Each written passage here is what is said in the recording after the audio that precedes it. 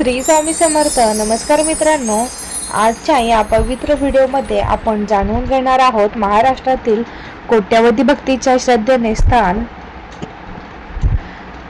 असलेली आई तुळजाभवानी मातेची जन्म आणि प्रकट होण्याची अद्भुत कथा. मित्रांनो, आपल्या हिंदू परंपरेमध्ये आदिशक्तीला सर्व शक्तीचे मूळ मानले जाते.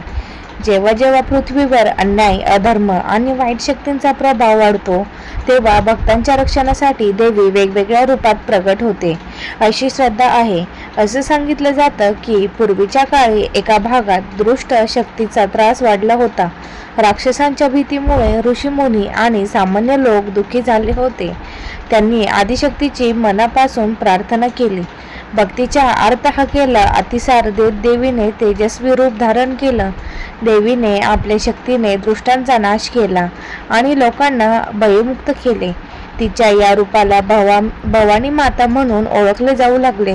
भक्तांच्या प्रेमामुळे आणि श्रद्धेमुळे देवीचे तुळजापूरच्या पवित्र भूमीत वास्तव्य केले, अशी मान्यता आहे. तुळजापूर हे ठिकाण आज महाराष्ट्रातील एक मोठे तीर्थक्षेत्र आहे.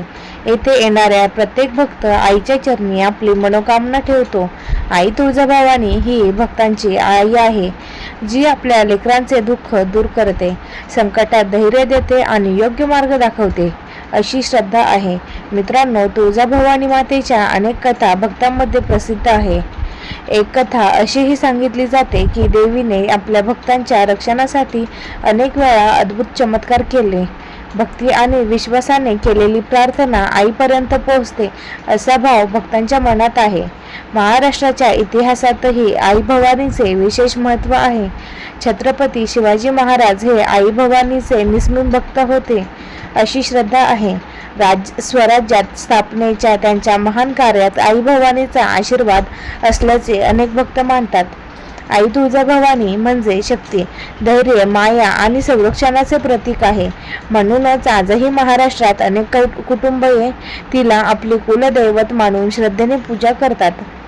मित्रांनो, आयुष्यात कितीही अडचणी आल्या तरी श्रद्धा, विश्वास आणि चांगल्या कर्माच्या मार्गावर चालणाऱ्यांना आई भवानीची कृपा मिळते, असा भक्तांचा विश्वास आहे. चला, शेवटी आपण सर्वजण मनापासून प्रार्थना करूया. आई तुळजाभवानी माता आपल्या सर्व भक्तांवर कृपा ठेव, सर्वांच्या जीवनात सुख, शांती आणि समाधान दे.